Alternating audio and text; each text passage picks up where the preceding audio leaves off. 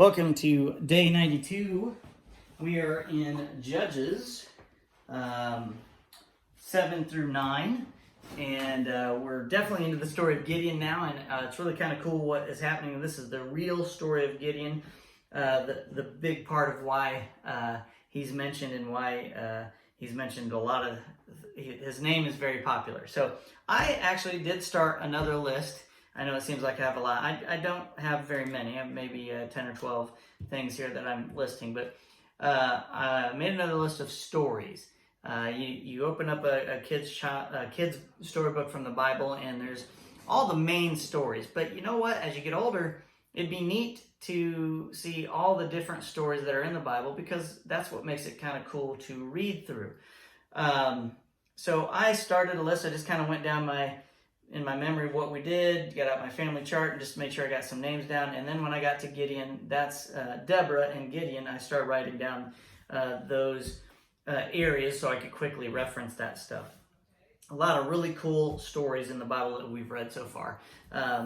So anyway, I want to talk about the thick part of the story of Gideon. So we are in chapter 7, verses 2 and 7-ish, 2, 3, and 7-ish.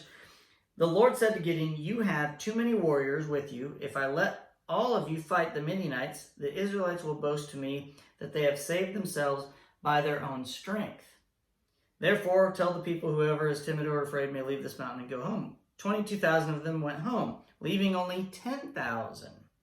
Okay, so it goes on, and then finally we get to verse 7. It says, "The Lord told Gideon, with these 300 men, I will rescue you and give you victory over the Midianites. Send all the others home." So Gideon went out and fought, how many? 10,000? 20,000? Over 120,000 people with 300 men. That is absolutely amazing, and that's what's so important about this. God caused the confusion in the Midianite camp, and they started fighting amongst themselves, and then the 300 warriors of Gideon chased after everybody who was left. So a little bit about colors. So on your list of colors, it's mentioned here, we have gold and stuff that they took. But in chapter 8, verse 26, it is, the weight of the gold earrings was 43 pounds, not including the royal ornaments and pendants. The purple clothing worn by the kings of Midian, or the chains around the necks of their camels. Okay, so there's a little bit about colors again, what the colors are being used for, royalty in the Midianites. I'll talk a little bit again about Gideon and what happened.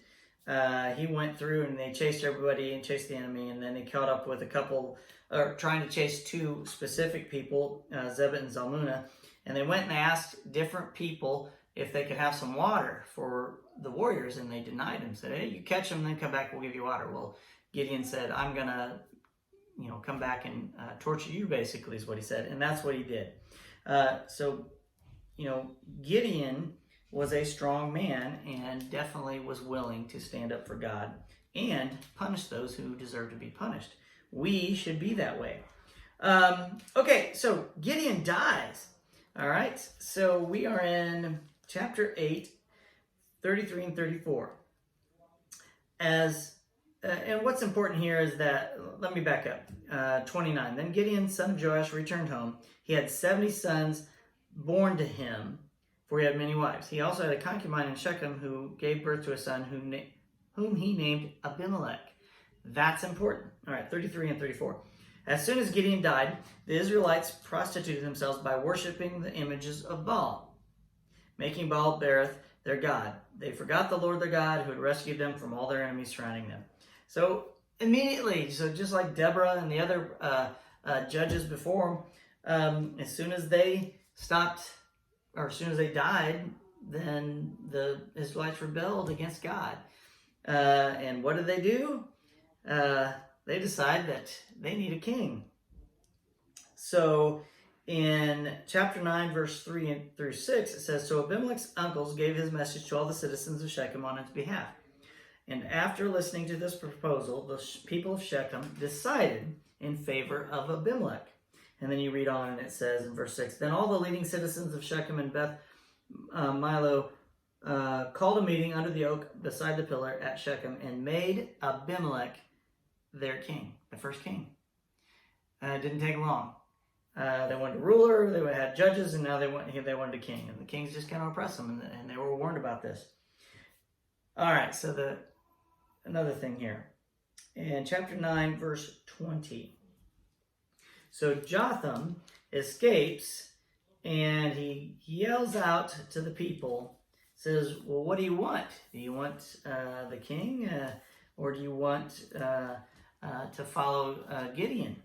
And this is what it says, chapter 9, verse 20. But if you have not acted in good faith to Gideon and his 70 sons that they killed, then may fire come out from Abimelech and devour the leading citizens of Shechem and Beth Millo. And may fire come out from the citizens of Shechem and Beth Millo and devour Abimelech. Okay, fire coming out. Where else is that? Oh, I don't know, maybe in the end times? Revelation 11, the two witnesses, verse 5.